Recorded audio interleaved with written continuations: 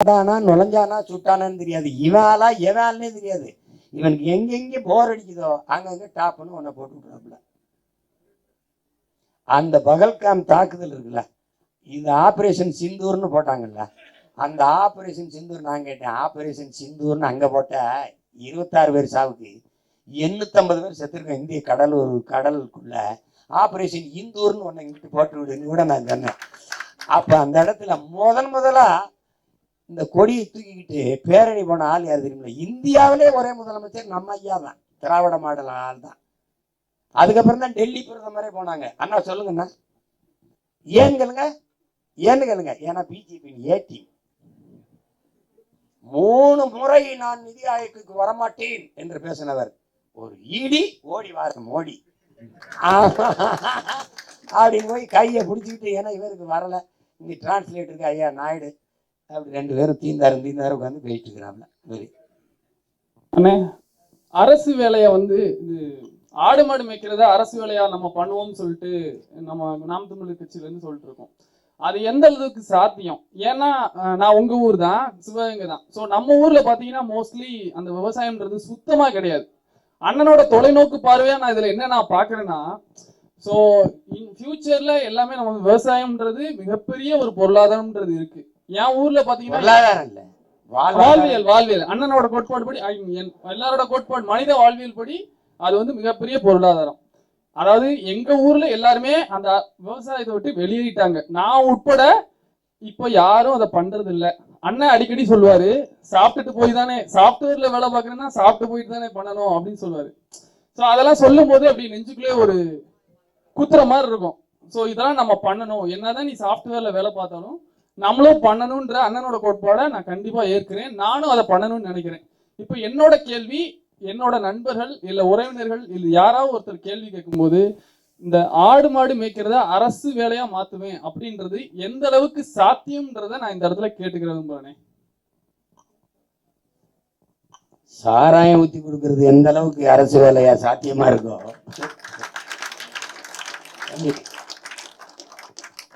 இது அவங்க எல்லாருக்குமே தெரியும். வேளாண்மைங்கிறது ஒரு பொருளாதாரம் இல்லை, அது ஒரு வாழ்வாதாரம். அது தொழில் இல்லை, அது ஒரு பண்பாடு, ஒரு கலாச்சாரம்.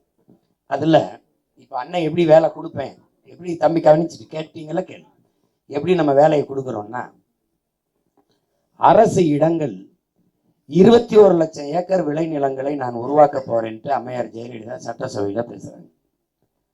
அப்படின்னா எவ்வளவு நிலம் இருக்கு? வரம்போக்கு அரசு இடம் 21 லட்சம் ஏக்கர். இப்போ 21 லட்சம் ஏக்கர்ல கொஞ்சத்தை நீங்க தின்னுருந்தா கூட ஒரு 20 லட்சம் ஏக்கர் வச்சுக்கோ, அல்லது 15-10-20 லட்சம் வச்சுக்கோ. அதோட அதை விளைநிலங்களாக மாற்றுவதோடு இந்த மக்களினுடைய நிலங்களை ஒத்திக்கி எடுக்கிறது, ஒரு 25 ஆண்டுகளுக்கு லீஸ் எடுக்கிறது. அவர்களுக்கு அந்த நிலத்துக்கான உரிய விலையை 25 ஆண்டுகளுக்கு கொடுக்கிறது. அதை என்ன பண்றது, அந்த இடத்தை எடுத்து பெரும் பண்ணை வேளாண் முறையை உருவாக்குறது, அது கூட்டு பண்ணை விவசாய முறை. இப்ப பருத்தி தான் வரும் என்றால் பருத்தியை விளைவிக்கணும், கரும்பு வரும் என்றால் கரும்பை விளைவிக்கணும். இங்க வாழை அல்லது தக்காளி கத்தரிக்காய் இது நல்லா வரும்னா அதை விளைவிக்கணும். இப்ப தக்காளி ஒரு 2000 ஏக்கருக்கு பயிரிட்டால், 2000 ஏக்கர்ல பயிரிட்டால் அந்த இடத்திலேயே ஒரு அருகிலே ஒரு தொழிற்சாலை, நிலம் வளம் சார்ந்த தொழிற்சாலை. இந்த தொழிற்சாலையில் நிலமும் நீரும் காற்றும் நஞ்சாக வாய்ப்பே இல்லை. உங்களுக்கு விளக்குதா? அவன் வாழ்விடத்துல எங்க ஊர்ல இப்ப கத்திரிக்காய் விலையும் தக்காளி விலையும் பருத்தி விலையும் எல்லாம் கரும்பு விலையும், அங்க அது சார்ந்த தொழிற்சாலை. இப்ப தக்காளியை எடுத்து அதை சேமிக்கிற உணவு கிடங்கு வச்சிடும், சேமிப்பு கிடங்கு வச்சிடும், பெட்டியில் அடுக்கி பதப்படுத்தி அங்கே வைக்கிறோம். அதை உடனே மாநில தேவைக்கு, உணவு தேவைக்கு எடுத்துக்கொண்டு போறோம், பிற மாநில தேவைக்கு ஏற்றுமதி செய்கிறோம். பக்கத்திலே 1/2 கிலோமீட்டர் 15 கிலோமீட்டர் 20 கிலோமீட்டர் அப்படி பக்கத்துல சுற்றளவுல இந்த தக்காளியிலிருந்து ஜாம், பல கூழ், தக்காளியிலிருந்து ஊறுகாய் இது தயாரிக்கிற தொழிற்சாலைகளை உருவாக்கணும். இந்த இடத்துல இந்த தக்காளியை பறித்து கொண்டு வர கல்வி தேவையில்லை. தக்காளி எவ்வளவு எத்தனை கிலோவேதுல அடுக்கி வச்சிருக்கோங்கிறது கல்வி தேவைப்படுது. எவ்வளவு ஏற்றுமதி ஆயிருக்கிறது எந்தெந்த மாநிலம், அதுக்கு கணக்கிட கல்வி தேவைப்படுது. இந்த ஊறுகாய் செய்யறதுக்கெல்லாம் பெரிய கல்வி தேவையில்லை. என் தாய்மார்களே எங்க பெண்களே செஞ்சுவாங்க. இதிலே தமிழ்நாடு அரசு முத்திரையிட்டு இப்போ இது வந்து மருத நிலத்தில் விளையிறதுனால மருதம் அங்காடியில் இது போயிடுது. இந்த இந்த ஊறுகாய் தயாரிக்கிற தொழிற்சாலை, பழக்கூழ் தயாரிக்கிற தொழிற்சாலை, இது எல்லாம் அரசு வேலை ஆயிட்டா அவன் வாழ்விடத்திலே அரசு வேலை வந்தது. அப்போ விளைநிலத்தை விட்டு வேளாண்மை விட்டு என் மக்கள் வெளியேற மாட்டான். இப்போ 2000-3000 ஏக்கர்ல மேய்ச்சல் நிலங்களை உருவாக்கி மாட்டு பண்ணையை வச்ச நீ போய் வாங்குற வச்சு தூக்கச்சீட்டு வச்சு மேய்க்கிறது இல்லை. 2-4 பக்கமும் கண்ணாடி அறைகளை வச்சு கண்ணாடி வச்சு கண்காணிப்பு கருவி, சிசிடிவி கருவிகளை வச்ச பெரிய வேலி போட்டுருவேன். அங்கே போய் கல்லெடுத்து தெரியவோ கேள்வி பண்ணுவோம், அதெல்லாம் முடியாது. அங்கே துணை காவல் நிலையம் இருக்கும், தொலைச்சி போடுவோம் அவனையே. அது வாட்டுக்கு மேயும். 100 ஏக்கருக்கு 15 ஏக்கர் 10 ஏக்கர்ல குளம் வெட்டிடுவேன். அது போய் தண்ணி குடிச்சுக்கிறோம். மேய்ச்சலுக்கு வேண்டிய எல்லா தீவனங்களையும் அதிலே வளர்த்து வச்சுருவேன். அது மேயும். அப்போ அந்த மேயும் போது பால் கறக்குறது, அது உனக்கு பார்த்துருப்பேன். தட்டி பார்த்தா ஆஸ்திரேலியா, பிரேசில், டென்மார்க்லாம் எப்படி பால் பண்ணை வச்சிருக்கு. அது மாதிரி வைக்கிறான். அவன் ஆஸ்திரேலியா ஹெலிகாப்டரில் மேய்க்கிறான், பிரேசில் குதிரையில் மேய்க்கிறான், ஜீப்பில் மேய்க்கிறான். நான் வாடா ஜீப்பில் மேய்ப்போம்னு நம்ம ஜீப்பில் மேய்க்கிறோம். அப்படி அந்த மாடு பாலை கறந்து எத்தனை லட்சம் லிட்டரு கறக்கிறோம், அது எவ்வளவு பாலாக போகுது, எவ்வளவு மோருக்கு போகுது, எவ்வளவு தயிருக்கு போகுது, எவ்வளவு பாலாடை கட்டி, எவ்வளவு வெண்ணெய், எவ்வளவு நெய், எவ்வளவு இதெல்லாம் கணக்கிட்டு அங்கங்கே தொழிற்சாலை தயிருக்கு, அங்கே பாலாடை கட்டிக்கு, இந்த ஜீஸுக்கு, நெய் தயாரிக்க எல்லாம் தொழிற்சாலையும் போது அந்த இடத்துலயே அரசு வேலை வந்துடுது. இப்ப இன்னொன்னு, இந்த மாடு போடுற சாணத்தை எடுத்து ஆட்டு பண்ணை மாட்டு பண்ணையில அந்த கழிவுகளை எடுத்து 1/2 கிலோமீட்டர் 5 கிலோமீட்டர் 6 கிலோமீட்டர்ல 50 ஏக்கர் 20 ஏக்கர்ல பெரிய உரக்கிடங்குகள் வச்சிருப்பேன். இந்த உரக்கிடங்குகளை போய் இதை கொட்டி அது மக்கி போன பிறகு அதற்குள்ளாக இருந்து இந்த எரிகாற்று எடுப்போம், பயோகேஸ் எடுப்போம். எடுக்கும்போது இந்த பூமி தாயை ஈரக்கொலை அறுத்து எடுக்கிற இந்த மீத்தேன் எனக்கு அவசியமற்று போகும். புரியுது? ONGC எடுத்துட்டு போடான்னு நமக்கு தேவையான எரிகாற்று இங்கேயே வந்துடுது. விளங்குதா? இப்போ மாடு ஆடுகள் மேய்கிற பண்ணை இருக்குல்ல, அதுல 2 அடியில சூரிய தகடை போடாம 5 அடி 6 அடிக்கு ஏத்திட்டேன்னா இந்த பண்ணையில் எல்லா நிலங்களையும் சூரிய ஒளி மின்பூங்கா இருக்கும். 2 வேலை நடந்துடும். கீழே என் மாட்டுக்கான தீவனம் இருக்கும், அது வாட்டுக்கு மேய்ஞ்சிட்டு வரும். இப்படியா போகும்போது அவனவன் வாழ்விடத்திலேயே அவனவனுக்கு அரசு வேலை வந்துடும். பால் மிகப்பெரிய பொருளாதாரம். இப்போ ரம்ஜான் பெருநாள்ல நமக்கு எத்தனை கோடிக்கு ஆடு விற்கிது சொல்லு? 20 கோடிக்கு விற்கிது. உனக்கு புரியுதுன்னு நினைக்கிறேன். எங்க அண்ணன் சொல்றாங்க தமிழ்நாட்டில் மட்டும். நமக்கு கறி எங்கிருந்து வருது? ஆந்திராவில இருந்து வருது, ராஜஸ்தான்ல இருந்து வருது. ஏன்னா நான் ஆடு மேய்க்கிறது அவமானம்னு கருதுறேன், மாடு மேய்க்கிறது அவமானம்னு கருதுறேன். நபிகளார் ஆடு மாடு மேய்த்திருக்காங்க, பகவான் கிருஷ்ணர் மேய்த்திருக்கிறாரு, இயேசு மேய்த்திருக்கிறாங்க. இதுல அப்ப இது அவமானம்னு கருதுனா எப்படி? அப்போ ஆடு மாடு வளர்ப்பது அவமானம்னு என் பிள்ளை கருதுறான். அரபு நாட்டில் ஒட்டகை மேய்க்க போறான், ஏன்னா இங்கே மேய்க்கிறது தெரியுது. அப்ப நான் என்ன செய்றேன், அது அரசு வேலைன்னா பூட்ஸு கிளவுஸு ஸ்பெக்ஸ் தொப்பி கோட்டு அப்படியே போறான். அப்படியே உட்காந்து கண்ணாடி அறைக்குள்ள பாக்குறான். அங்க மாடு வச்சு ட்ரக்கில் போறான். ஏய் என்னடா அங்க என்னடா பிரச்சனை பாக்குறான். பக்கத்திலே வெட்டினியர் டாக்டர் 4 பேர் பணிக்கிருப்பான். அவனுக்கு மருத்துவமனை, அவனுக்கு தங்குற விடுதி. எப்படி இருக்கு பாருங்க. பால் ஒண்ணு இருந்தா ஒரு நாட்டுல பசி என்ற சொல் செத்துரும். பால் இருந்தா அந்த நாட்டுல பசி வராது. அப்போ அந்த பொருளாதாரத்துக்கு போகணும்னு சொல்றேன். ஆடு மாடு வளர்க்கறது இப்ப நான் சொல்லும்போது உனக்கு சாத்தியப்படுத்திட முடியும்னு தெரியுதுல்ல. நீ வேணா ஒரு தடவை ஓட்டு போட்டு அண்ணன் ஜெயிக்க வை, அப்புறம் நீ வந்து அப்பவே பண்ணிருக்கலாம்னு தோணும். இப்போ கரும்புனா கரும்புல இருந்து சக்கரை தயாரிக்கிற தொழிற்சாலை, எத்தனால் பெட்ரோல் எடுக்கிறோம், எத்தனால் பெட்ரோல் எடுத்து கார் தான் ஓட்டணுங்கிறது இல்லை, அதுல இருந்து மின்சாரம் தயாரிக்கலாம். இப்போ அந்த மாதிரி தான் நீ மாற்று பொருளாதாரத்துக்கு போகணும்.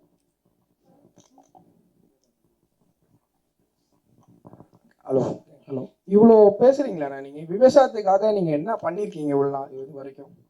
விவசாயத்துக்காக என்ன பண்ணிருக்கேன்னா எப்படி நான் சொல்றது? ஆட்சிக்கு வந்து போய் கேளுங்க அந்த கேள்வி.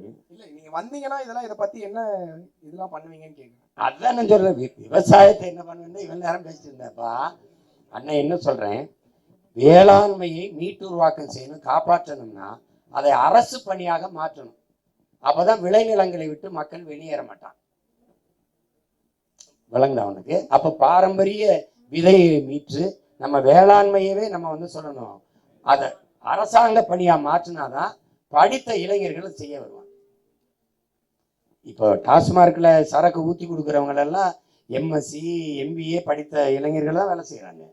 இப்போ 13 லட்சம் பேர் வேலை இல்லாமல் 3500 வேலைக்கு தேர்வு எழுதியிருக்காங்க.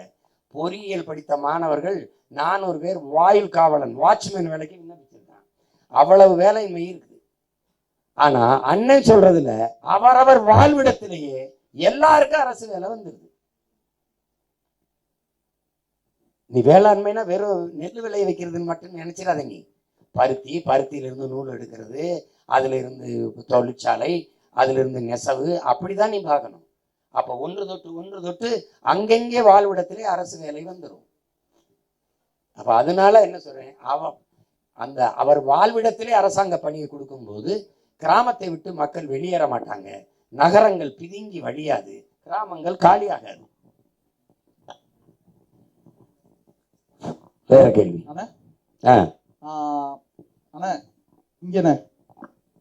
சொல்லுங்க. ஆனா கடந்த 50 ஆண்டு கால திராவிட ஆட்சிகள்ல இஸ்லாமிய சமூகத்திற்கு வந்து அவர்கள் எதிர்கட்சிகளா இருக்கும் போது அவர்கள் இஸ்லாமிய சமூகத்துடைய உயிர்நாடி பிரச்சனைகளுக்கு வந்து நாங்க வந்து இந்த பிரச்சனைகளை சரி செஞ்சு தரோம், உங்களுக்கு இந்த பிரச்சனைகளுக்கு கூட நிக்கிறோம் அப்படின்னு திராவிட கட்சிகள் எல்லாமே சொல்லுதுன்னு. ஆனா ஆட்சிக்கு வந்த பிறகு இஸ்லாமிய சமூகத்துடைய உயிர்நாடி பிரச்சனைகளை பத்தி கண்டிக்கிறதுக்கு இல்ல, நாங்க மனு கொண்டு போய் கொடுத்தா கூட அந்த வாங்க கூட மறக்கக்கூடிய ஒரு நிலையில தான் இந்த திராவிட கட்சிகள் இருக்கு. ஐயா ராமதாசும் அதே நிலையில வந்து இப்போ இஸ்லாமிய சமூகத்தை மறுக்கக்கூடிய நிலைக்கு வந்துட்டாரு. இப்போ என்னுடைய கேள்வி என்னன்னா, இப்போ அண்ணன் கூட சமீபத்துல இஸ்லாமிய சிறைவாசிகள் விடுதலைக்காக போராட்டம், அண்ணன் போலீஸ் பக்ருதீன் பன்னா இஸ்மாயிலுக்காக மனித உரிமை மீறல்கள் நடக்கும் போது எங்களுக்காக குரல் கொடுத்த ஒரு தலைவரா இருக்கீங்க. இப்போ வந்து ஆட்சி அதிகாரத்துல நாம் தமிழர் கட்சி இல்லாத போது இவ்வளவு விஷயங்கள் நீங்க செய்யும்போது அடுத்து நாம் தமிழர் கட்சி ஆட்சிக்கு வரும்போது இந்த இஸ்லாமிய சமூகத்துடைய உயிர்நாடி பிரச்சனைகளை எப்படி வந்து இருப்பீங்களா இல்ல திராவிட கட்சிகள் ஐயோ என்னுடைய சமூகத்துக்கே இருக்குன்னு. ஏன் இந்த ஐயம் அப்படின்னா, ஏற்கனவே 50 ஆண்டுகளாக இஸ்லாமிய சமூகம் வந்து ஏமாந்துகிட்டே இருக்குன்னு. ஏற்கனவே நாங்க ஏமாற்றப்பட்ட சமூகமா இருக்கோம். அண்ணங்கிட்ட என்ன கேட்கிறோம் அப்படின்னா, இதை நீங்க எப்படி செய்ய போறீங்கன்ற உறுதி கொடுத்தீங்க அப்படின்னா அந்த விஷயத்த வந்து எங்களுடைய சமூகத்துக்கிட்ட கொண்டு போய் சேர்ப்போம். ஏன்னா வந்து நிறைய பேர் சொல்ற விஷயங்களே வந்து எல்லாருமே இதுதான்ப்பா சொல்றாங்க, ஆனா வந்து ஆட்சி அதிகாரத்துக்கு வந்து அப்புறம் செய்ய மாட்டாங்க அப்படின்றதுதான் சொல்றாங்க. அதான என்னுடைய கேள்வி. ஒரே ஒரு விஷயம், தம்பியுடைய கருத்து என்னன்னா, திராவிட கட்சிகள் 50 ஆண்டுகள் ஆண்டு இருக்காங்க. எல்லாரும் வாக்குறுதி கொடுத்துட்டு ஒரு கட்டத்தில் டாக்டர் ஐயா கூட அப்படியே வாக்குறுதி கொடுத்து அவரும் கடந்து போயிட்டார், மாறிட்டாரு. இப்போ நீங்க உங்களை நம்பி இந்த இஸ்லாமிய சமூகம் வாக்களித்தார்னா உங்களுடைய நிலைப்பாடை பற்றி கேட்குறாங்க, அவ்வளோதான். இல்லை, நீங்க இதுக்கு காரணம் வந்து நம்ம மக்கள் நீண்ட காலமா நம்பி ஏமாற்றப்பட்டதுனால புதிதாக ஒன்றை நம்புறதுக்கு ஒரு அச்சம் இருக்குது. அது மாயோட இயல்பு தான். நம்ம இஸ்லாமிய மக்கள் நம் சொந்தங்களுக்கு மட்டும் இல்லை, எல்லாருக்குமே அந்த இயல்பு இருக்கிறது. இப்போ வந்து நான் என்ன, நீ சொல்ற அந்த வலி காயத்திலிருந்தே வந்த மகன்கிறதுனால நீ பக்ருதீன் பன்னா இஸ்மாயில் இதெல்லாம் நீ தனியா சொல்ற, நான் அப்படி பார்க்கல. இப்போ எங்க ஊர் இளையான்குடி புதூர்ல இருக்கிற இஸ்லாமியர்லாம் யாருன்னு உனக்கு தெரியும், பூரா என் சொந்தக்காரன் தான் இஸ்லாமியராக இருக்கான். நாங்கள்லாம் வெவ்வேறு இடத்துல இருந்தாலும் ஒரே மச்சான் ஒரு தாய் பிள்ளைகள் தான். என்னோட தனிப்பட்ட அதுக்கு ஒரு ஒட்டு உறவுங்கிறது, அந்த பிரிக்க முடியாத பந்தம்ங்கிறது, அந்த உறவு என்பது நான் 5ஆம் வகுப்பு வரைக்கும் வந்து எங்கள் ஊரில் படித்தேன். அது தாத்தா காமராஜ் காலத்தில் தொடங்கப்பட்ட பள்ளிக்கூடமாக இருக்கலாம். அதுக்கப்புறம் 6ஆம் வகுப்புலேருந்து 10ஆம் வகுப்பு இப்ராஹிம் அலி உயர்நிலை பள்ளியில் படித்தேன், புதூரில் படித்தேன். அது ஒரு இஸ்லாமிய பள்ளி. அங்கேருந்து 11, 12 இளையாங்குள்ள படித்தேன் மேல், அதுவும் இஸ்லாமிய அறக்கட்டளையில் நடத்தப்பட்ட பள்ளி. அப்புறம் டாக்டர் ஜாயிர் ஹுசேன் கலைக்கல்லூரியில் தான் இளங்கலை பொருளாதாரம் படித்தேன், அதுவும் இஸ்லாமிய மக்கள் நடத்தின கல்லூரி. இப்போ இதிலிருந்து பார்த்தீங்கன்னா இப்போ சீமான் பேசுகிறேன், அதில் இந்த கருத்து எடுத்து வைக்கிற தர்க்கம் என் கேள்விக்கு பதில் சொல்ல முடியாம யார் கேட்டாலும் பதில் சொல்ற ஆற்றல் எனக்கு இருக்குன்னா அது இஸ்லாமிய பெருமக்கள் இருந்து அறிவு குறைதான். அதனால எனக்கு எனக்கு இப்போ எங்கள் ஐயா இறந்துட்டார் சிக்கந்தர், அது அவருடைய செல்ல மகன் தான். எனக்கு புத்தகம் அங்கே காசு இருக்காது, அவரே எனக்கு புத்தகம் வாங்கி கொடுத்துருவாரு. அப்படிதான் இப்போ படித்தோம் நாங்கள். அதனால அது ஒரு உறவுக்கு பிணைப்பாக நாங்கள் வாழ்ந்த மக்கள். அதனால எனக்கு இந்த இந்த நீ சொல்ற இந்த பிரித்து பார்க்கறது இருக்குல்ல, நீ அண்ணா நீ வந்தா செய்வியான் அப்படி சொல்லுது, நான் வந்தா எனக்கு நீ என்ன பண்ணிக்குவான்னு கேட்டா அப்படி இருக்கு, சீமான் உனக்கு நீ என்ன செஞ்சுக்குவாங்கிற மாதிரி தான் நீ கேட்குற கேள்வி இருக்கு. ஒரு உறுதியை நீ ஏமாற்றப்பட்டதா உணர்ற மாதிரி தான் நான் ஏமாற்றப்பட்டதா உணர்றேன். இப்ப இஸ்லாமிய சிறை கைதிகள் விடுதலையே நான் சொல்றேன். முதலா சட்டமன்றத்தில் இஸ்லாமிய தீவிரவாதிகள்ங்கிற வார்த்தையை பதிவு பண்ணவரே ஐயா கருணாநிதி அவர்கள் தான். அதுக்கு பிறகு அந்த வழக்குல ஒவ்வொரு முறையும் தேர்தல் வரும்போது அப்பாவி இஸ்லாமிய சிறை கைதிகள் விடுதலைக்காக எனக்கு வாக்கு தாருங்கள்னு சொல்வது, வந்தவன அதை பத்தி பேசுறதே இல்லை. அதை விட கூட கொடுமை, நான் தொடர்ச்சியா இஸ்லாமிய சிறை கைதிகளை வலியுறுத்தி போராடிட்டே வரும்போது பாளையங்கோட்டையில கூட்டம் போட போகும்போது எனக்கு தடை விதிச்சு என்னை போட விடாமே தடுத்தது. நீங்க கேட்டா RSS கேட்குது, பிஜேபி கேட்குது. அப்ப கூட நான் கேட்டா நீங்க அவங்களுக்கும் கொடுங்க, ஜனநாயக நாட்டில் அவங்க கருத்தை பேசிட்டு நான் என் கருத்தை பேசுறேன்னு சொல்லிட்டு விட்டேன். அது தரல. அதை விட கொடுமை, அது தொடர்ச்சி அடுத்த ஒரு ஆதிநாராயணன் தலைமையில ஒரு விசாரணைக்கு ஒரு குழுன்னு போட்டுட்டு அது அப்படியே அந்த பிரச்சனையை கிடப்புல போட்டாங்களே, வெளியே செய்ய மாட்டாங்க. இவங்க ஏமாற்று. நாங்க வந்தா விடுதலை செய்வோம்னு சொல்ல ஆளுநர் கையெழுத்து போடலைங்கிறாங்க. ஆளுநர் கையெழுத்து போட மாட்டாருன்னு தெரியும் போது அப்ப எதுக்கு விடுதலை செய்வோம்னு உறுதி அளித்தீங்க? அப்போ இப்ப நான் முதலமைச்சராக இருந்தா என்ன பண்ணுவேன்? முதல்ல விடுதலை செய்யி அதுக்கப்புறம் மற்றதை பேசுவோம்னுருவோம். புரியுதுன்னு நினைக்கிறேன். அப்ப அதனால நீ உயிர் பிரச்சனைன்னு எதை சொல்ற? சமூகத்துடைய உயிர்நாடி பிரச்சனை. அது ஓம் பிரச்சனை இல்லை, என்னோட உயிர் பிரச்சனைன்னு தான் நான் சொல்லுவேன். அதனால அதை விட்டு, ரெண்டாவது நீ எப்படி பார்க்கணும், அண்ணனை எப்படி பார்க்கணும்னா, ஒரு மதம் சார்ந்து ஒரு சாதி சார்ந்து இயங்கக்கூடிய ஒரு மகனை நீ பார்க்கவே கூடாது. இந்த நிலத்துல ஒரு தேவர் மீது அடிபட்டால் தேவேந்தருக்கு வலிப்பதில்லை, தேவேந்தர் மீது அடிபட்டால் தேவருக்கு வலிப்பதில்லை, பறையர் மீது அடிபட்டால் படையாட்சிக்கு வலிப்பதில்லை, படையாட்சிக்கு காயம்பட்டால் பறையருக்கு கண்ணீர் வருவதில்லை, இந்து அடிபட்டால் இஸ்லாமியன் வலிப்பதில்லை, இஸ்லாமியன் அடிபட்டா இந்து கிறிஸ்தவனும் அழுவதில்லை. ஆனா இந்த தமிழ் சமூகம் இந்த இடத்துல யாருக்கு அடிபட்டாலும் எங்கள் கண்கள் கலங்கும், தமிழன் துடிப்பான். அதான் தமிழனுடைய மாண்பு. நீ உலகத்துல உடல்ல எங்க காயம்பட்டாலும் முதல்ல கண்ணாலும், அது மாதிரி உலகத்தில் எங்க காயம்பட்டாலும் தமிழன் மண்ணாலும் அழுதுக்கு. நீ ஈரான் ஈராக் போருக்கு அழுதும், உனக்கு புரியுதுன்னு நினைக்கிறேன். சோமாலியா வறுமைக்கு அழுதும், சிரியா படுகொலைக்கு அழுதும், உனக்கு எல்லாம் உனக்கு தெரியும். ஒரு அயலாங்க ஒரு மகன் கடற்கரை ஓரத்துல ஒதுங்கி இருந்ததுக்கு நம்ம அழுதும். அண்ணனுக்கு தெரியும் நம்ம எத்தனை போராட்டங்களை, சதாம் ஹுசேன் தூக்குக்கு எதிராக நாங்க போராடினோம், நானே போராடினேன். அப்ப அந்த மாதிரி நீ நம்ம அப்படிதான் நிக்க முடியும். ஏன்னா நீங்க எல்லாத்தையும் நம்ம பேரன்பு கொண்டு காதலிக்கணும்னா இந்த இடத்துல பொது தளத்துல நிக்க நம்ம அருகதையை இழந்துவோம். அதனால நீ இது ஓம் பிரச்சனை நினைக்காத, இது என் பிரச்சனை, நம் இன பிரச்சனை, அப்படிதான் நீ நினைக்கணும். அதனால நான் உனக்கிட்ட சொல்றேன், 50 வருஷமா நம்பின நீ மக்கள்கிட்ட சொல்லு, ஒரு 5 வருஷம் அண்ணனை நம்பி பாப்பேன். கண்டிப்பா. அது என்னை கேட்டாங்க, என்னன்னு இவனை போய் நம்பி இருக்கிய அப்படின்னு சொன்னாங்க. அப்ப ஒரு அறிஞர் சொல்றான், இவரை நம்பலாமா கூடாதா? எப்படி தெரிஞ்சுக்கிறது? நம்பி பார்த்து தான் தெரிஞ்சுக்கணும். இவரை நம்பலாமா கூடாதுங்கிறது எப்படி தெரிஞ்சுக்கணும்? நம்பி பார்த்து தான் தெரிஞ்சுக்கணும். ஒரு தடவை 50 ஆண்டுகள் ஒருத்தருக்கு அதிகாரத்தை தொடர்ச்சியா கொடுத்த நீங்க ஒரு 5 ஆண்டு அண்ணனுக்கு கொடுத்து பார்ப்போம். அப்புறம் இல்லைன்னா நம்பாதீங்க, எப்பவும் நம்பாதீங்க. அதானே? அதனால நீ தைரியமா இரு. நான் ஒண்ணுல இருந்து ஒரு துளி அளவு கூட வேறுபட்டு நிக்கல. நீ தொப்பி அணிஞ்சிருக்க, நான் அணியல. நீ களிமா சொல்லி முஸ்லீமா இருக்க, களிமா சொல்லாம முஸ்லீமா இருக்க, அவ்வளவுதான். என்னன்னா அந்த தங்கச்சி ரொம்ப நேரம் ஓரமா நிக்கிறாங்க, அவங்களுக்கு ஏதாவது இருந்தா பாருங்களேன். அவங்கள உட்கார வச்சுட்டு யாராவது உட்காருங்கம்மா.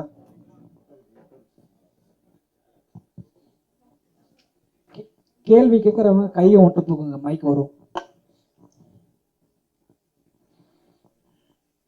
கொடுங்க, யார்ட்டையாவது கொடுங்க. கேட்கலாமா? கேளுங்க. நான் 2026 முஸ்லீம்களின் நிலைப்பாடு அப்படின்னு சொல்லி நான் ஒரு ஆய்வு செஞ்சுட்டு இருக்கேன். எலெக்ஷனை முன்னாடி அதில் வந்து அடிப்படையில் வந்து முஸ்லீம்களுக்கு வந்து ஒரு அச்சம் இருக்குது, தமிழ் தேசியத்து மேலேயே ஒரு அச்சம் இருக்குது. அந்த அச்சத்தை நீக்கிறதுக்கு உங்ககிட்ட என்ன செயல் திட்டம் இருக்கு? அச்சம் எந்த மாதிரி இருந்தாதான் அது இதுதான் அச்சம்னா இதுக்கு இது எதுக்கு இது போய் அஞ்சிருங்கன்னு சொல்லலாம். அச்சம்னா பொதுவா சும்மா இந்த எல்லாத்தையும் இருட்டா இருக்கிறதெல்லாம் பயமா அப்படி பார்த்தா பண்ண முடியாது. திமுக சொல்ற அச்சத்துக்கு வந்து என்னை வந்து அவன் சொல்றதே RSS கைக்கூலி, பிஜேபின்னு பிடிம்பா. இல்ல அது மேலோட்டமா தொடக்கத்துல என்னை கிறிஸ்தவ கைக்கூலின்னா, அப்புறம் இல்ல அப்படின்னோடனே அப்புறம் RSS கைக்கூலிம்பா, அப்புறம் பிஜேபி கைக்கூலிம்பா. இப்ப இந்த திமுகவை எதிர்த்து நீங்க இல்லை, நான் எதிர்த்தா தானே பிஜேபி கைக்கூலி. நீங்க வெளியில போய் திமுக திட்டுங்க, இல்ல உங்க முகநூல் வச்சிருக்கீங்களா, இல்ல எதுலையாவது பதிவு திமுகவுக்கு எதிராக போடுங்க. நீங்க இந்த RSS கைக்கூலி இந்த இருக்கா, இந்த அவன் மீட்டுன்றவன் என் தம்பி. நீங்க திமுகவை ஏத்துட்டீங்கன்னா நீங்க பி டீம் தான். உங்களுக்கு புரியுதா? உங்களுக்கு எங்க அண்ணனை ஏன் போட்ட மாட்டாங்க பழனிபாபாவை? திமுகவில் கூட்டணி வச்சிருக்கிறவர்களோ இஸ்லாமிய இயக்கங்களையே சொல்றேன், பழனி பாபாங்கிற பேரை உச்சரிக்க ஏன் பயப்படுவாங்கன்னா, அவன் என்ன சொல்லிட்டா அவருங்க ஒரு தடவை, நான் செத்தாத்தா திராவிட முன்னேற்ற கழக கொடியை போத்தி புதைங்கன்னு சொன்ன ஒரு மகன் அவரே சொல்றாரு. அப்படி சொன்ன நான் சொல்றேன், இப்ப மானமுள்ள எவனாவது ஒரு தமிழன் திமுகவுக்கு ஓட்டு போடுவானான்னு கேட்டாங்க. இப்ப போடுற நமக்கு மானம் இருக்கா இல்லையாங்கிறத சோதிக்கணும். அப்படி சொன்னதுனால அவன் வன்மோச்சிட்டான். இப்ப ஒரு பேரை சொன்னா அது ஞாபகத்துக்கு வரும். என்னன்னா அதனால பேச மாட்டாங்க. அச்சம் என்னன்னு சொல்லுங்க. பிஜேபி நான் பி டீம், எங்க அண்ணன் பி டீம், என் தம்பி பாவாலாம் பி டீம். ஏ டீம் நாங்க பி டீம் இருந்தா ஏ டீம்னு ஒண்ணு இருக்கணும்ல, அது அதான் திமுக. உங்களுக்கு புரிஞ்சிருச்சா? அதுதான் திமுக. இப்ப நான் வந்து என் தம்பி பேசினாப்ல, காஷ்மீர்ல நீ பகல்காம்ல வந்து தாக்குதல் நடந்துச்சு, எவனுமே கேட்கல. அதை ரொம்ப நேரம் எடுத்துட்டு போயிருப்பாங்க. நான் போட்ட போலதான் நின்னாங்க. சிந்து நதியை மறிக்க போறேன், நதியை மறிக்காத, ஏன்னா தண்ணி குடிக்காம குளிக்காம கூட ஒரு வாரம் இருக்கலாம், காத்த மறைச்சு விட்டுருட்டேன். பைத்தியக்கார பையில, உன் தாயின் மார்ல இருந்து வர்ற பால் உனக்கு மட்டும்டா, பூமி தாயின் மலை மார்பில் இருந்த பால் உலக உயிர்களுக்குடா. பைத்தியக்கார பையில, இது இந்துக்கு, இஸ்லாமியருக்கு, இந்தியருக்கு, முஸ்லீமுக்கும் கிடையாது. டேய் காட்டு கத்தி விட்டேன், புரியுதா? அதுக்கப்புறம் தான் செட்டில் ஆனேன். நீ போற இடத்துக்கு போய் கொன்னதெல்லாம் பாவம்டா. அதுக்கு பகல்காம் எங்க இருக்குன்னு தெரியாது, எத்தனை பேர் செத்தான்னு தெரியாது, அதை போய் கொண்டுட்டு வந்துட்டு போயிட்டு. தீவிரவாதி வந்தானா நுழைஞ்சானா சுட்டானான்னு தெரியாது, இவாளா எவாள்னே தெரியாது. இவனுக்கு எங்கெங்க போர் அடிக்குதோ அங்கங்க டாப்னு ஒன்ன போட்டு விட்டுறாப்புல. அந்த பகல்காம் தாக்குதல் இருக்குல்ல, இது ஆபரேஷன் சிந்தூர்னு போட்டாங்கல்ல, அந்த ஆபரேஷன் சிந்தூர் நான் கேட்டேன், ஆபரேஷன் சிந்தூர்னு அங்க போட்ட 26 பேர் சாவுக்கு 850 பேர் செத்துருக்கேன் இந்திய கடலுக்குள்ள. ஆபரேஷன் இந்தூர்னு ஒன்னு இங்கிட்டு போட்டு விடுன்னு கூட நான் சொன்னேன். அப்ப அந்த இடத்துல முதலா இந்த கொடியை தூக்கிக்கிட்டு பேரணி போன ஆள் யாரு தெரியுமில்ல? இந்தியாவிலே ஒரே முதலமைச்சர் நம்ம ஐயா தான், திராவிட மாடல் ஆள் தான். அதுக்கப்புறம் தான் டெல்லி பிரதமரே போனாங்க. அண்ணா சொல்லுங்கண்ணா, ஏன்னு கேளுங்க. ஏன்னா பிஜேபி ஏடி 3 முறை நான் நிதி ஆயோக்கு வரமாட்டேன் என்று பேசினவர் ஒரு ஈடி ஓடி வாரு மோடி அப்படின்னு போய் கையை பிடிச்சிக்கிட்டு, ஏன்னா இவருக்கு வரல, இங்க டிரான்ஸ்லேட்டருக்கு ஐயா நாயுடு, அப்படி 2 பேரும் தீந்தாரும் உட்காந்து போயிட்டு இருக்கிறாங்க. இந்த சனம் நம்புது. அச்சம் எதனாலேன்னு இருக்கணும்ல, எதனால சொந்த மகன் மேல அச்சம் உனக்கு ஏன் வருது? நான் யாருன்னு உனக்கு தெரியாம நீ இருக்க? எப்படி என் வீட்டுல இருந்து வெளியில வந்து என் வீட்டுல கொண்டு வைப்பானா? இது என்னது கொடுமையா இருக்கு? முதல்ல நீ தெளிவடை. உனக்கு யார் சொந்தவன் யாரும் வந்தவன் யாரும் தெரியாம நீ இருந்தீங்கன்னா எதுக்கு அச்சப்படணும்?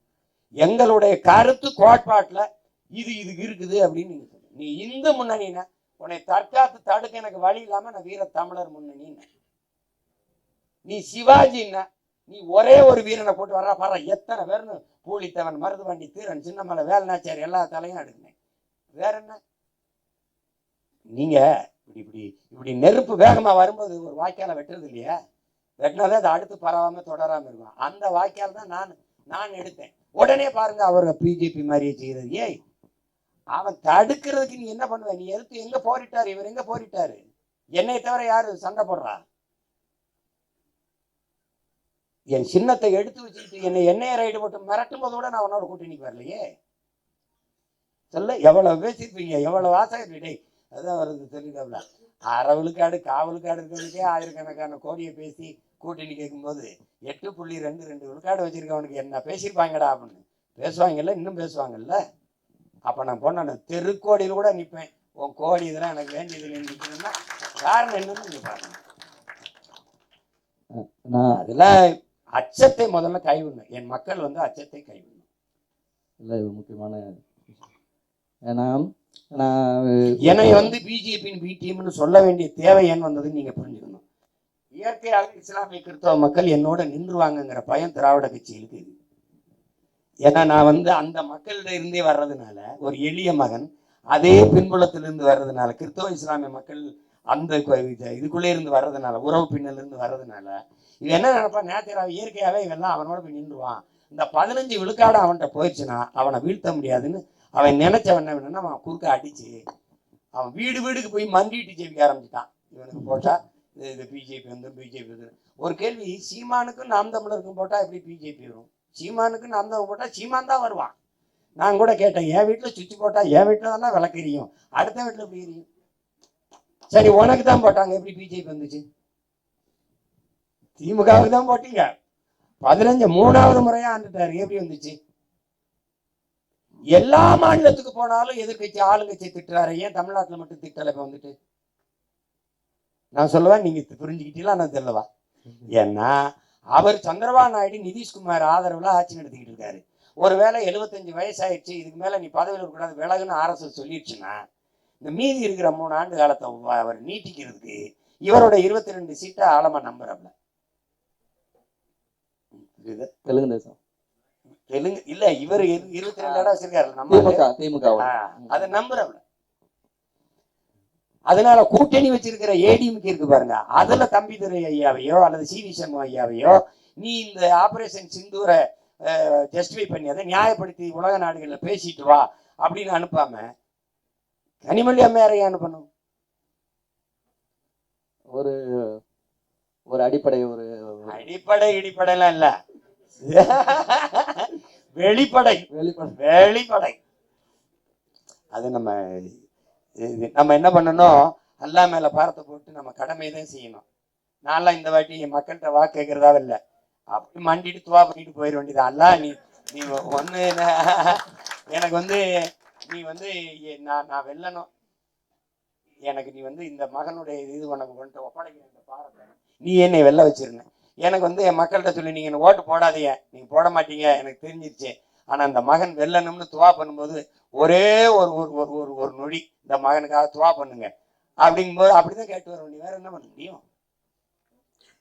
இல்லை, இது இந்த மக்கள்கிட்ட வந்து பிரச்சாரம் பண்ணும்போது ஒரு எங்களுடைய தலைவர் ஒருத்தர், ஜமாத் தலைவர், அவர் என்ன சொல்றாருன்னா, சீமான் வந்து முன்வைக்கிற அரசியல், தமிழ் தேசிய அரசியல் வந்து பிரபாகரனுடைய அந்த கோட்பாட்டு அடிப்படையாக வந்து கொண்டுகிட்டு வந்து வைக்கிறாரு. அதனால 91 அங்கே ஈழத்தில் நடந்த, ஜப்லாவில் நடந்த மாதிரியான ஒரு பெரிய தவறு இங்கே நடக்காதுன்னு நமக்கு என்ன நிச்சயம் இருக்கு? சீமான் அந்த அடிப்படையில் வர்றதுனால அது நமக்கு பாதுகாப்பானதாக இருக்காது அப்படின்னு சொல்லி அவங்க வந்து பிரச்சாரத்தை முன்வைக்க. அது இல்லை, அது முழு வரலாறு தெரிஞ்ச எங்க அண்ணன் போன்ற அறிஞர்கள்ட்ட நீங்க கேட்டு அது உங்களுக்கு தெரியும். அது வந்து மட்டக்களப்பு அந்த பகுதியில தளபதியா இருந்தவர் கருணா, அவர் தன்னிச்சையா அடிச்சு விட்டுட்டாரு. அதனால யாழ்ப்பாணத்துல இருந்து முஸ்லீம்கள் வந்து பிரபாகரன் அவர்களால் வெளியேற்றப்பட்டார் இல்லையா, அதை வந்து இங்க வந்து மக்களுக்கு வந்து அதை சொல்லி அதை ஒரு பிரைன் வாஷ் பண்ற மாதிரி பண்றாங்க, சீமானுக்கு எதிரான பிரச்சாரமா எடுக்கிறாங்க. அதை இல்ல, அது வேணும்னே செய்யப்படுறதா. இப்ப அதே இஸ்லாமிய மக்கள் உங்களுக்கு சொல்லணும், இப்ப இல்ல எங்க ஐயா அப்துல் கலாம் அவர்கள் இலங்கைக்கு போயிருக்கும்போது, குடியரசுத் தலைவராக போயிருக்கும்போது, இப்ப அவருடைய உதவியாளர் அருமை சகோதரர் பொன்ராஜ் அவர்களும் இருக்காங்க, நீங்க கேட்கலாம். அவர் போயிருக்கும்போது எண்ணற்ற ஆயிரக்கணக்கான இஸ்லாமிய மக்கள் ஐயாவை சூழ்ந்துக்கிட்டு அதாவது என்ன சொல்லியிருக்காங்கன்னா, எங்களுக்கு அதாவது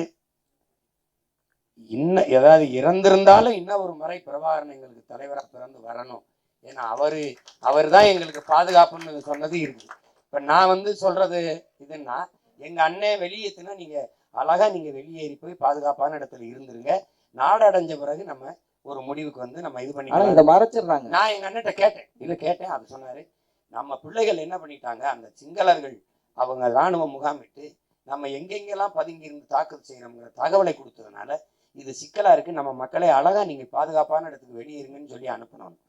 அதுக்கப்புறம் இப்ப அண்ணன் இல்ல போராட்டம் இல்லைன்னு வச்சுக்கிறோம். இப்ப நம்ம இஸ்லாமிய மக்களை சிங்களம் தாக்குறானே, அதுக்கு இவங்க என்ன சொல்றாங்க? அப்ப அதுக்கு ஒன்றும் பதில் இல்லை இல்ல. இப்ப நான் வந்து அவருடைய கோட்பாடுன்னு ஒண்ணு இருக்கு, அடிமை தமிழ் தேசிய இனத்தின் உரிமை விடுதலை பாதுகாப்பான நல்வாழ்வு. அதுதான் அவர் வழி ஆயுதம் ஏந்திய கிளர்ச்சி, என் வழி அறிவாயுதம் ஏந்திய அரசியல் புரட்சி. ரெண்டு வெவ்வேறு நோக்கம் ஒன்று, உங்களுக்கு புரியுதுன்னு நினைக்கிறேன். அது அந்த நிலத்தில் என்னை அடிமைப்படுத்திய ஆண்டவன் ஆயுதத்தை வச்சு அடிமைப்படுத்தினான், அதனால அவருக்கு எதிராக அவர் ஆயுதம் தூக்கினார்.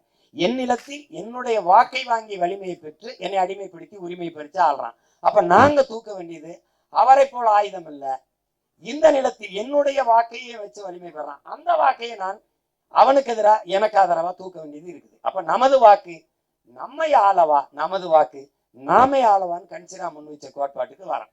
அப்ப நோக்கம் ஒண்ணுதான், என் இனத்தின் எதிர்கால பாதுகாப்பான நல்வாழ்வு, அடிமை நிலையிலிருந்து உரிமை.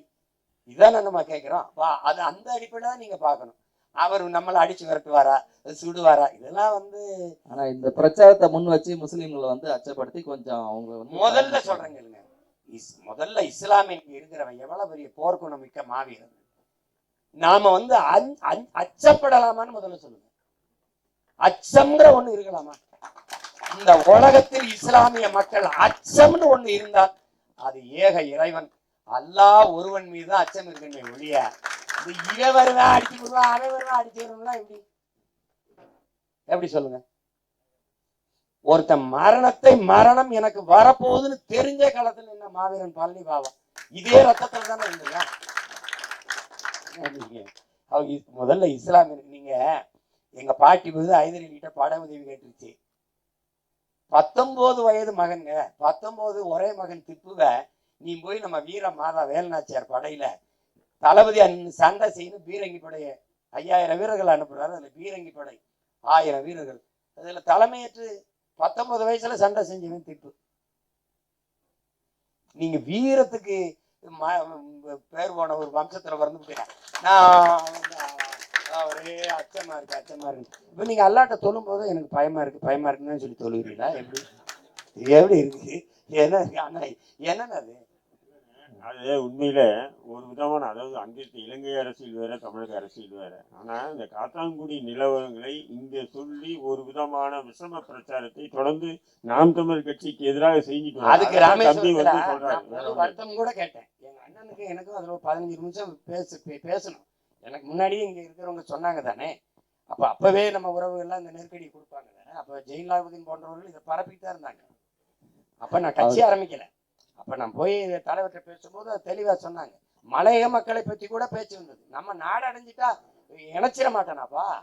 அவர் என்ன சொன்னார் தலைவர், நீங்க நம்ம ஒரே இனம், ஒருவேளை நம்ம தனி இனம் அடைஞ்சிட்டா உங்களுக்கு இதுக்குள்ள கூட இஸ்லாமிய மக்களுக்கு தனியா ஒரு நாடு கூட நம்ம பிரிச்சுக்கிடுவோம். நீங்க இப்போதைக்கு பாதுகாப்பா செல்லுங்க, ஏன்னா உங்களை பாதுகாக்கிறதா இவனோட சண்டை போடுறதா இதே எனக்கு பெரிய பிரச்சனையா இருக்குன்னு சொல்லிதான் அதை அனுப்புனது.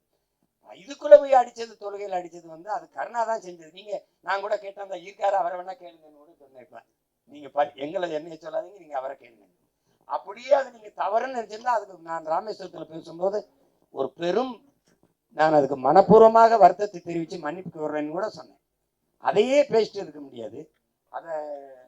அதை காரணம் காட்டி என்னைய வீழ்த்தணும்னு நினைக்கிறது ரொம்ப தவறு. சரி, என்னைய வீழ்த்திருங்க, யாராவது ஒருத்தரை காட்டுங்க. இப்ப உதயநிதி பின்னாடி போவோமா? எல்லாரும் போவோமா?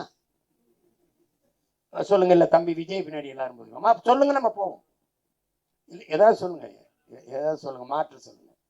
என் மேல உங்களுக்கு நம்பிக்கை வரல, யாரு மேல நம்பிக்கை இருக்கு? இவர் மேல நம்பிக்கை இருக்கு, இவர் பின்னாடி போவோம்னு நீங்க சொல்றீங்களா? போவோம், சொல்லுங்க, போவோம். அதனால அது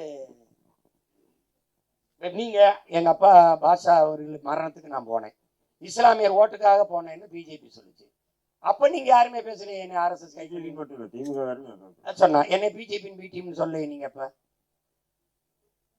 சொல்லல. நான் போனேன், அரசியல்ல நான் போனேன், எங்க அண்ணன் வந்தாங்க. வேற யாருன்னா தனியரசு அண்ணன் வந்தாங்க. வேற யார் வந்தது? வீட்டுல பார்த்தாங்க. பாஜக பார்க்கணும். அதனால அது ஏன்னா இப்ப இஸ்லாமிய சிறை கைதிகளுக்காக பெரிய கூட்டம் போட போறேன் விடுதலைக்காக.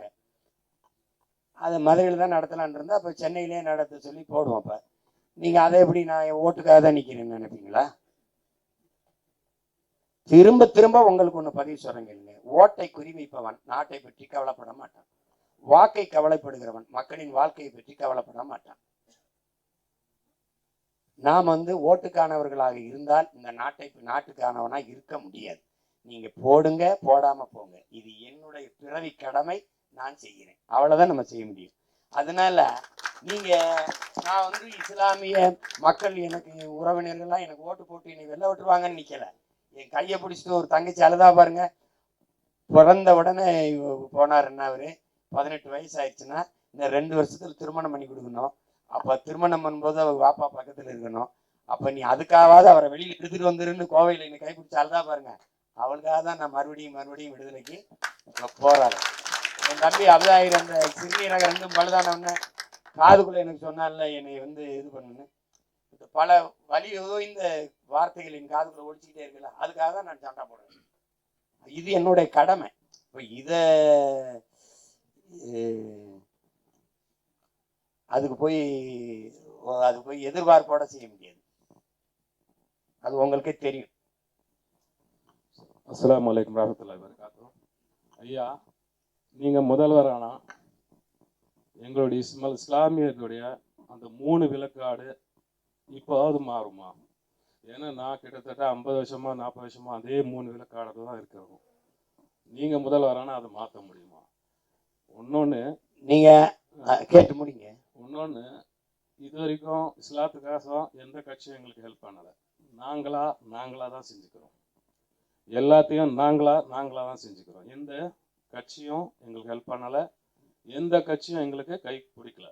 ஸோ நீங்க முதல்வர் ஆனால் இந்த 3 விழுக்காடுனாச்சும் மாறும். அட்லீஸ்ட் கிட்டத்தட்ட நான் 40 வருஷமா இந்த 3 விழுக்காடு தான் இருக்கிறோம். நீங்க உறுதி கொடுக்க முடியுமா உங்களால?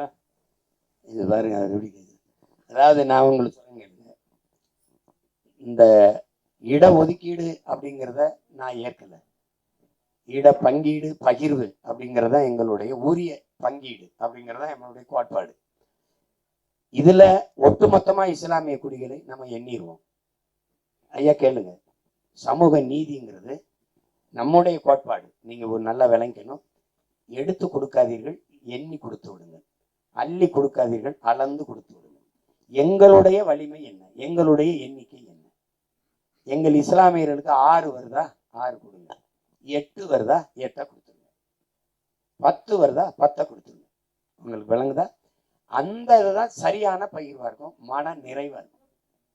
எளிய உதாரணம், 10 பேர் குடியிருக்கிற வீட்டுக்கு 100 பேர் சாப்பாடை நீங்க அனுப்பாதீர்கள். 100 பேர் குடியிருக்கிற வீட்டுக்கு 10 பேர் சாப்பாடை அனுப்பாதீர்கள். இது நீதி இல்லாத அநீதியாக மாறிவிடுகிறது. அதனால எல்லா குடிகளின் எண்ணிக்கையும் எண்ணுங்க. எண்ணி அவரவர் எண்ணிக்கைக்கு ஏற்ப உரிய இட பகிர்வை கொடுத்துருங்க. அப்படி கொடுக்கும்போது நீங்க கேட்கிற இந்த 3 விழுக்காடு 3.5 தானே, அந்த 3.5 கொடுத்துட்டேன்னா மொத்த வாக்கையும் வாங்கிட்டு போயிட்டாப்ல. உங்களுக்கு புரியுதா? உங்களுக்கு அந்த இதை உறுதியாக மாற்றுவோம். உரிய இடத்தை அது 6ஓ 7ஓ 8ஓ இஸ்லாமிய மக்களுக்கு கொடுப்போம். அது இஸ்லாமிய மக்களுக்குன்னு கொடுக்கறது இல்லை, என் இன சொந்தங்களுக்கு உரிய பகிர்வை நான் பெற்றுக் கொடுப்பது. அதற்காகவே உங்க மகன் அதிகாரத்துக்கு வர நீங்க நினைச்சுக்கிறீங்க, அவ்வளவுதானே. அது எல்லாருக்குமானது தெரியும். அண்ணனுக்கு நாங்க பல முறை அதையே வலியுறுத்தி வரோம். அது உறுதியா நம்ம செய்வோம், நீங்க நம்பிக்கையோடு இல்லை. அண்ணே, என்னுடைய ஒரே ஒரு கேள்வி நீண்ட காலமா நான் கேட்கணும்னு நினைக்கிறேன். என் மக்கள் சார்ந்த நாம் தமிழ் கட்சி ஆட்சிக்கு வந்த பிறகு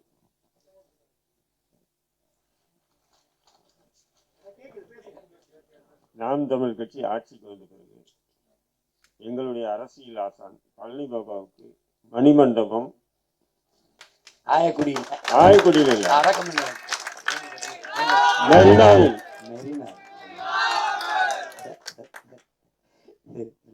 இல்ல. அதை அண்ணன் அப்படி சொல்றதுக்கு நான் மறுக்கிறேன்னு நினைக்காதீங்க.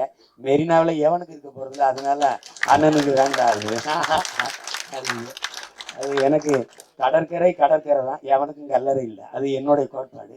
அதனால என் அண்ணன் அவர் பிறந்த இடமோ அவர் மரணித்த இடமோ அல்லது அவரை நல்லடக்கம் செய்யப்பட்ட இடத்துலையோ அவர் நினைவு இது பண்ணி அவருடைய காணொளிகளை எப்போது யார் வேணாலும் போய் அமர்ந்து அவர் இந்த மக்களுக்காக பேசிய பேச்சை இதுபோல் ஒரு அரங்கையை அருகில கட்டி இது கவிக்கு அரங்கம் மாதிரி அது பழனி பாபா பயிலரங்கம்னு வச்சு அதில் அவனுடைய பேச்சு எப்போ போனாலும் Palani Baba speech about this அப்படின்னு தட்டினா அது வரும். அவன் பாட்டு பேசிட்டே இருப்பாப்ல, அதான் உட்கார்த்தா அவனுக்கு தெரியும் தான்.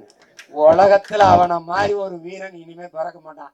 நான்லாம் இந்த திமிரோட இருக்குன்னா இது ரத்த உறவுல இருக்கேன் பாரு. அவன் எப்படி சொல்ல பாருங்க, அளவற்ற அருளாளனும் நிகரற்ற அன்பாளனும் ஆகிய ஏக இறைவன் அல்லாவின் அருள் கூட எல்லோருக்கும் கிடைப்பதாக. இது தமிழ்ல. அவன் ஒவ்வொருத்தர் இருந்து அரபுல சொல்லுன்ட்டாப்ல, அரபுல சொல்லுன்னு. அப்ப அவரால் நின்று பேச மாட்டேன், உட்கார்ந்து இருப்பாப்ல. உட்கார்த்தா எல்லாம் தெரிஞ்ச அல்லாவுக்கு என் தமிழ் தெரியாதான்னு அப்படி ஒருத்தர் நீங்க பார்க்கவே முடியாது. பலாயிரக்கணக்கான மேடையில பேசியிருக்கிறாரு. இஸ்லாமிய அடையாளங்களோடு தான் உட்காந்து பேசுவாரு. இது போட்டிருப்பாரு, இந்த பாட்டு இந்த மாதிரி தான் பேசியிருப்பாரு. ஆனா ஒரு தடவை என்னரும் இஸ்லாமிய சொந்தங்களேன்னு பேசினது கிடையாது. நீங்க வேணா நான் எடுத்து வேணா போட்டுப்பேன், என்னரும் தமிழ் மக்களேன்னு பேசியிருக்காரு. அவ வார்த்தையை நீங்க எல்லாம் தெரிஞ்சுக்கணும். ஒண்ணுதான் அவரு அத என்ன சொல்றாருங்க, என்னரும் மக்களே நீங்கள் இங்க பாருங்க எப்படி சொல்றாருங்க, இன உணர்வு கொள்ளாதீர்கள், இன உணர்வு கொள்ளாதீர்கள், வெறி கொள்ளுங்கள். காரணம் சொல்றாரு பாருங்க, இன வெறி கொள்ளுங்கள், இல்லை என்றால் நீங்கள் ஆளப்படுவீர்கள், ஒருபோதும் ஆள மாட்டீர்கள். நீங்க சாதி மதங்களாக பிளந்து பிரிந்து நின்றீர்கள் என்றால் தனிமைப்படுத்தப்படுவீர்கள், அச்சுறுத்தப்படுவீர்கள். மொழி இனமாக இணைந்து நின்றீர்கள் என்றால் வலிமை பெறுவீர்கள், பாதுகாப்பாக வாழ்வீர்கள். இதை விட ஒருத்தன் தத்துவம் தமிழ் சமூகத்துக்கு எவனும் சொல்ல முடியாது. இப்ப நாம செய்ய வேண்டியது, நான் மார்க்கத்தால் இஸ்லாம், மொழியால் இனத்தால் தமிழன் நான் அப்படின்னு உணர்வு பெற்றுட்டோம்னா நம்மளை எவனும் வீழ்த்த முடியாது. அந்த அச்சம்தான் நம்மளை பிரச்சனைக்குரியவனா ஆக்கிக்கிட்டே இருக்கு. நம்மளுக்கு நாமளே நம்ம என்ன பண்றோம், இதுதான் பாதுகாப்பா இருக்குமோ, இதுக்கு போட்டா பாதுகாப்பா இருக்குமோ, இதுக்கு போட்டா பாதுகாப்பா இருக்கும்னு நினைச்சுக்கிட்டு இருக்கோம். பிஜேபி எதிர்ப்போம், திமுக வச்சு எதிர்க்க முடியாது. புரியுதா? அவன் இந்த கத்தி நான் குத்துனா ஒரு மாதிரி இருக்கு, நீ வெட்டுன்றான். அவன் அப்படியால அந்த மாதிரி அவன் நம்ப முடியாது. ரொம்ப எச்சரிக்கை உணர்வோடு இருக்கணும். திரும்ப இந்த வாட்டி அவன் என்ன நம்பிக்கையில் இருக்கிறாங்கன்னு அவர் சொல்றாருல, நம்பி ஏமாந்துட்டோம்னு சொன்னாப்புல. என் தம்பி சொன்னா பாருங்க, கிறிஸ்தவர் இஸ்லாமியர் 2 பேருடைய வாக்கு 15 விழுக்காடு 18 விழுக்காடு இருக்குதுன்றாங்க. 18 வச்சுக்கிருவோமே, 3 விழுக்காடை தள்ளிடுவோம், எங்கேயோ போயிருது, அங்க இங்க போயிடுவாங்கன்னு வச்சுக்கிறோம். சரியா 15 விழுக்காடு எடுத்துக்கோங்க. இந்த பிக்சட் டெபாசிட், நிலையான வைப்பு தொகைன்னு சொல்லுவாங்களே தம்பி, அப்படி போட்டுறாங்க. இந்த நிலையான வைப்பு தொகையானவன இது நல்ல அடித்தளமாயிருக்கு. நீ செஞ்சாலும் செய்யலைனாலும் என்ன நினைக்கிறான், அவனுக்கு நம்மளை விட்டா நாதி இல்லை, போட்டுத்தான் தீரணும். ஒரு தடவை இந்த 15 விழுக்காடும் போடாம போயிடுவான்னா உனக்கு என்ன வேணும்டா, அதான் நீங்க இல்லைன்னா நாங்கெல்லாம் ஏன் நாங்க சொல்லுவாங்க, நீங்க தான் பெரும்பான்மை சொல்லிடுவாங்கன்னா. அதனால அது என்ன ஆயிருதுன்னா 15 விழுக்காடு வந்துருதா. எத்தனை கட்சி கூட்டணி, ஒரு 10 இருக்குமா, 6 கூட வச்சுக்கணும், 5 6 வச்சுக்கணும். இது ஒரு 1/2 1/4 1 2 3/4 இப்படி வச்சு இது ஒரு 10 கிட்ட வந்துருதா. எவ்வளவு வருது இப்ப? 25. இந்த கட்சிக்கு எவ்வளவு சொந்த ஓட்டு தெரியுமா? 12 தான். உண்மையிலே 12 தான். அப்ப இந்த விழுக்காடு இந்த இஸ்லாமியல் கிறிஸ்தவர் அடிப்படை, இந்த கூட்டணி கட்சிகள் இதுல ஒரு 10, அதுல 25 போயிருது, இது ஒரு 12, இதை சேர்த்தா ஓடியாந்துருது 42 கிட்ட வந்தோடனே ஆட்சிக்கு வந்து. நீ ஒரு தடவை மாத்தி போடு. இப்ப இந்த கூட்டமே பாருங்க, எதிர்கூட்டம் நடக்கும், பல பேரு பேசிட்டு இருப்பாங்க. தம்பி, இஸ்லாமியர்கள் தனி தம்பி, திமுக இஸ்லாமியர்கள் தனி தம்பி, அதுக்கு தனி ஜமாத் இருக்கு. தம்பி சிரிக்கிறான், உண்மையில்லடா.